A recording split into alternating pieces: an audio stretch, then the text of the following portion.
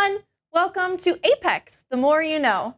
I'm Ashley, the app scientist, and today we are going to wield the power of the strategy calculator so that you can collect complete data. Let's zoom into my screen. After determining your unit cell, go to Collect and Calculate Strategy. Here, you will see the suggested resolution for your data collection.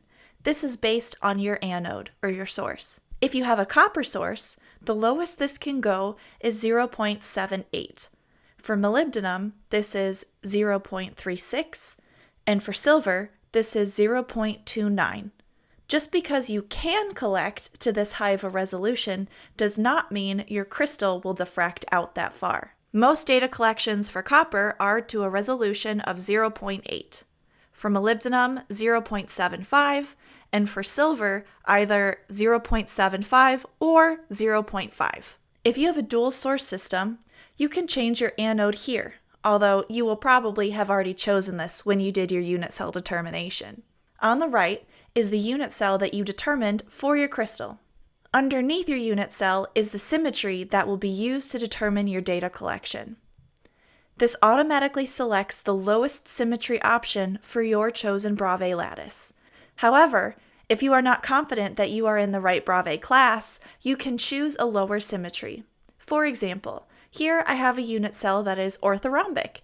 If I want to choose a lower system, like monoclinic, just in case, I can choose 2 to assume non-centrosymmetric, or 2/m to assume centrosymmetric. Now click on Determine Strategy. A window will pop up with the data collection options. The crystal to detector distance is calculated from your unit cell and mosaicity. For small molecules, it is usually at 50 millimeters, where you can easily resolve a 50 angstrom unit cell edge. 40 or 50 is fine. Just remember that if you collect at larger distances, that your air scatter will decrease squared with the distance. If you have a really long unit cell axis, you will have a longer detector distance suggested for you so that you can have good spot separation. Here, you can choose your strategy type. I always stick with the default. This box should be checked if you have a low temperature device in your enclosure. And here, you can check this box to make sure you don't have overlaps on your reflections if you do have a really long unit cell axis. Here, you can adjust your desired completeness. I'm happy with this default. And here, you can choose your minimum multiplicity of your data. Because you have an area detector, this default will typically provide a multiplicity of 3.5 to 4. So unless you want a much higher multiplicity, you do not need to change this value. Now click OK. Now your strategy is being calculated. The software is going through your instrument configuration and determining the most efficient way to collect high quality and complete data. When this is done thinking, you will see each of the runs for your data collection strategy. Now you can click on the Select Scan Parameters button at the bottom. A window will pop up allowing you to choose your scan exposure times. Choose a value that's reasonable for your sample. If you are collecting data that requires multiple detector positions, which is very common with copper sources, you can have a varying exposure time, so you can use shorter exposure times closer to 0 theta, where your reflections are very strong. Then, you can choose the longer exposure times to use at higher 2 theta, where your reflections are much weaker. You can use these options to change how the exposure times will increase as a function of 2 theta. If you only have a couple of hours to collect your data, you can choose one of these buttons to have the program choose the best exposure time for that amount of time. When you're happy, click OK. This graph here on the left shows you the Ewald sphere and all the reflections you're trying to collect for your sample. The color coding will tell you how often you will collect each reflection. The red, green, and blue lines are showing you the axes of your crystal. You'll also see a black line. This is the phi axis of your goniometer. You want to make sure that this black line does not overlap with any of the axes lines of your crystal. That would make it very difficult to collect complete data on that axis. This is why it's very important to not mount needles perfectly parallel or perfectly perpendicular to your pin.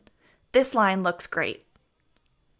When you are done, click Accept and Exit. Now we will go to Run Experiment. To load the experiment we just created, click Append Strategy. The first line is to say, collect a crystal video, which is very helpful for determining absorption corrections and having nice crystal photos for reports. The next line is the anode line. This is because I'm collecting data on a dual source instrument, and I need to tell the program which source I want to use. Here, I'm using molybdenum. If you go to the first empty line and click on the No Operation drop-down menu, there are lots of options here. Additional scans can be inserted, fast scans, phi scans, omega scans, etc. Position allows you to move the instrument to a specific position. Sometimes I will do this after a dataset is collected to make sure the goniometer isn't sitting directly under the cold stream. The thermostat line will allow you to change the temperature of your crystal. And the thermostat off option will turn off the cryostat. You can use the pause option if you have changed the temperature and want to wait a couple minutes for your crystal to equilibrate at that new temperature. And you can use the prefix command to change the file names of the next group of frames.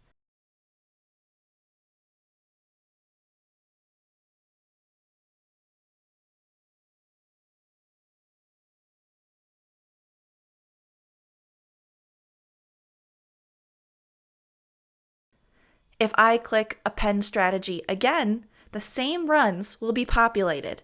Now I can collect the same runs at 2 different temperatures. To start your data collection, click on Validate and then Execute. What a fantastic strategy! Congratulations, you're a wizard in my eyes. If you're ready to experience the benefits of Apex for yourself, you can go to brukersupport.com to upgrade. New user? You can request a demo license and see how Apex can transform your lab's workflow. Thank you for joining me, Ashley the App Scientist, in this episode of Apex, The More You Know, where we determine the strategy for your beautiful crystals data collection. Join me next time for more exciting crystallography. Until then, happy refining!